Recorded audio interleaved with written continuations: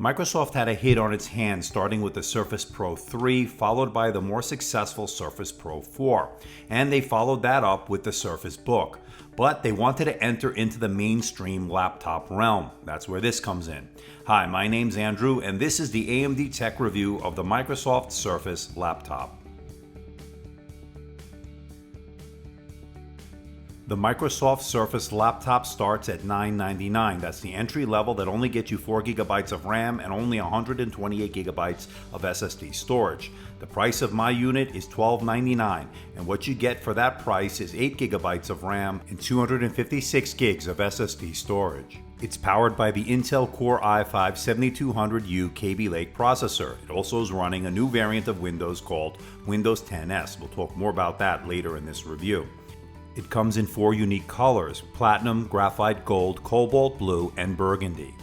And there's a new Surface Arc mouse that comes in burgundy, light gray, and cobalt blue.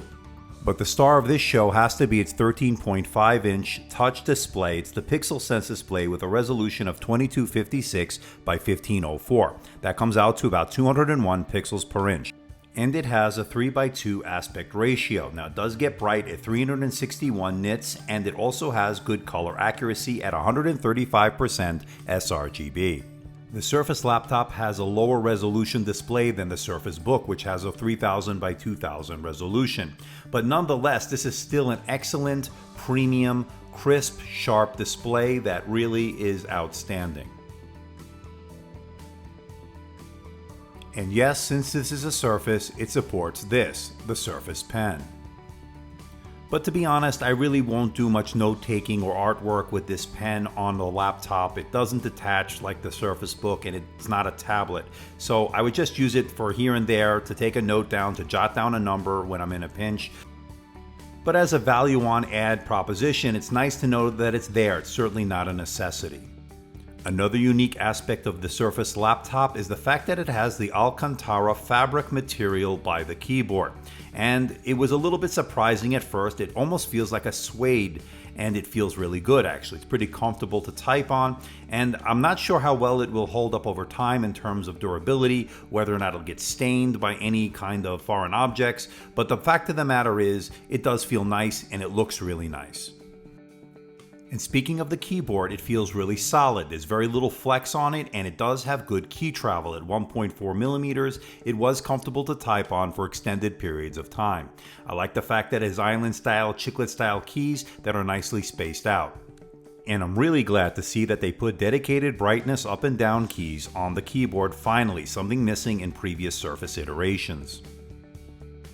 And I'm glad to see that Microsoft went with the precision trackpad. It was very responsive, and you can do 2-finger scrolling, and certainly Windows 10 gestures worked as advertised. The Surface laptop weighs 2.76 pounds. It's thin, it's light, and it's very portable. And it has an all-metal premium build. I'm really impressed on the looks and the fit and finish of this design. Now, as far as ports are concerned, here's what you get. On the left side of the device, you have one USB Type A, and next to that is a mini display port out. And next to that is your 3.5mm headset jack. And on the right side of the device is your Surface connector. That's where you'll connect to charge the device. Now, at first I thought it was a SD card slot, but sadly there is no SD card slot, and unfortunately there is no USB-C port. Microsoft is still resistant to the future. This needs to have a USB-C port. I'm sorry, at Microsoft, that's just the way it is. There are no speaker grills on the Surface laptop. Instead, the sound emanates from the keyboard from inside the laptop itself. Let's hear them in action.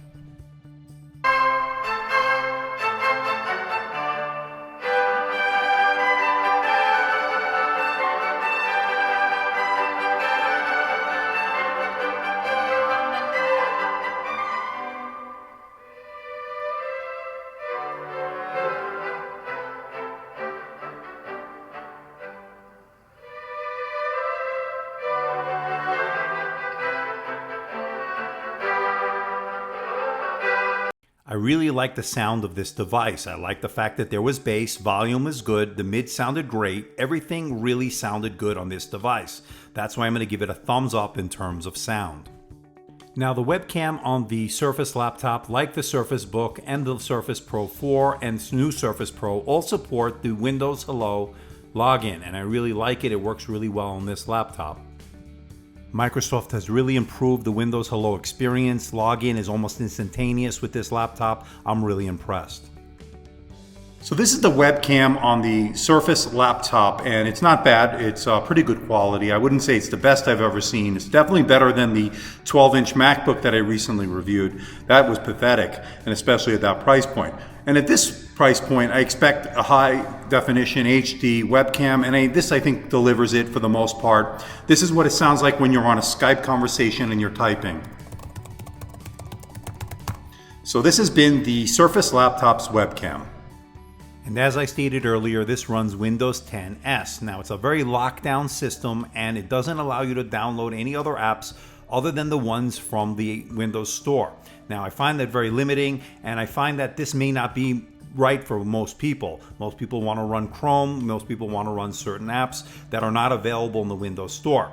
But the good news is, until the end of the year, Microsoft is allowing you to upgrade to Windows 10 Pro for free. That's right, you do not have to pay anything, and you get all the full benefits of Windows 10 Pro, which I highly recommend, and that's exactly what I did with this device.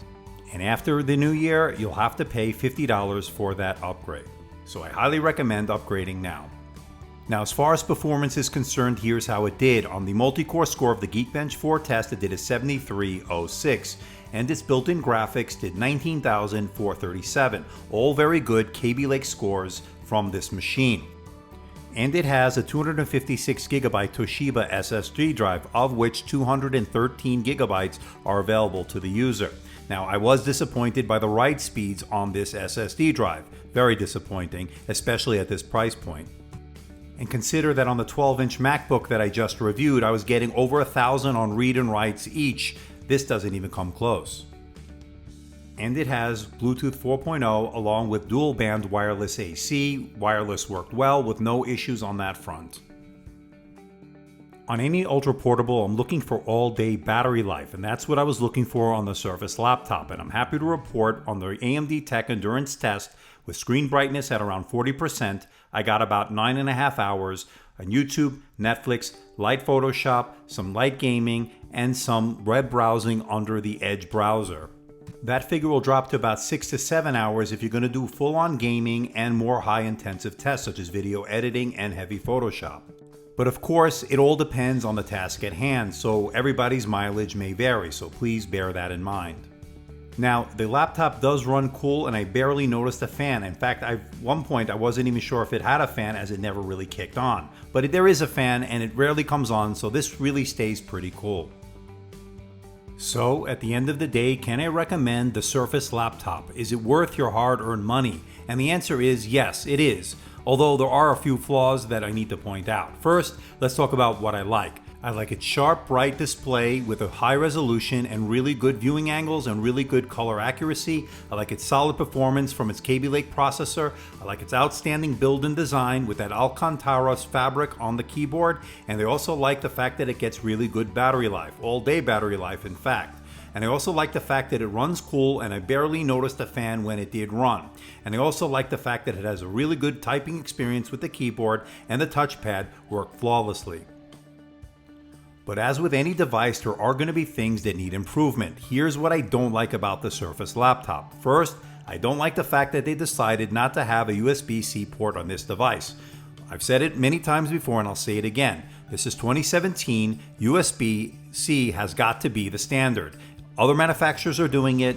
Why can't Microsoft follow suit? The other thing I don't like about this device is the slow SSD speeds, especially the write speeds were pathetic. I'm not sure what's going on, especially at this price point. We need to get better read and write speeds. And Windows 10 S, although I understand why Microsoft is offering this, has its limitations. And I would recommend anybody getting this device to take up their offer for free upgrade to Windows 10 Pro. And that's exactly what I did. And ultimately, this is an expensive machine and capable of pushing over $2,000 if you're going to max it out. And ultimately, price may keep some of you from buying this device. I totally understand that. But with those few negatives aside, I have to say this checks all the boxes you'd want in a premium laptop. I think Microsoft did a really good job in their first outing as far as a laptop is concerned, and I have no qualms about recommending this premium device, ultimately making this worth your money. So what do you think about the Surface laptop? I like it. It checks all the boxes. It's got the great screen. It's got the great build, the great design, sexy looks. And I like the fact that it has that Alcantara on the inside. I don't know how well it's going to hold up over time. I don't know how spill resistant it is, and I'm not about to find out. At $1,300 for the model that I have as configured, I don't want to take any chances. I like the fact that it has some really excellent speakers, so media consumption on the device is really good. And I like the fact that it has that excellent build quality. It's got the alloy on the outside and again, the Alcantara on the inside. But I'm curious to know what you think. Leave a comment in that comment section below. Let me know if this is something you're interested in. Do you think it's overpriced? Do you think it's just too expensive? Let me know. I know a lot of you like when I do these lower end laptops and tablets, like the Chewy Lapbook 12.3, for instance, or the Jumper EasyBook 3 Pro that I just reviewed, because they're sub $300 and they also offer a lot of the same things that these higher end laptops offer, but just at a lower price. But I'm curious to know again what you think. Leave a comment in that comment section below. I really am curious to know. So please hit the like button, please subscribe, please share this video. Don't forget to leave a comment in that comment section below. Let me know how I'm doing. Let me know if there's a device or something out there you want me to review. I'll do my best to try to make that happen. And don't forget to check us out on Facebook, on Twitter, and Instagram, and our website, AMDtechreviews.com. So until next time, this is Andrew from AMD Tech. See ya.